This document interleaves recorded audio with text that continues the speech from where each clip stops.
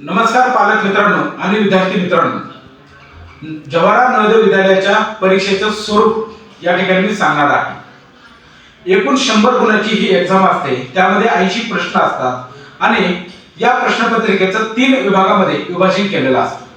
त्याचा पहिला विभाग असतो मानसिक क्षमता चाचणी, ज्याचे प्रश्न बघा 40 प्रश्न असतात आणि हे 40 प्रश्न 50 गुणांसाठी असतात। त्यानंतर बघा दुसरा विभाग असतो अंकगणित, यामध्ये 20 प्रश्न हे 25 गुणांसाठी असतात। त्यानंतर तिसरा विभाग आहे भाषा, यामध्ये 20 प्रश्न हे 25 गुणांसाठी असतात। अशा प्रकारे बघा ही 100 गुणांची एक्झाम आपल्याला 2 तासासाठी द्यायची असते, म्हणजेच एकूण परीक्षेचा कालावधी हा 2 तासाचा आहे।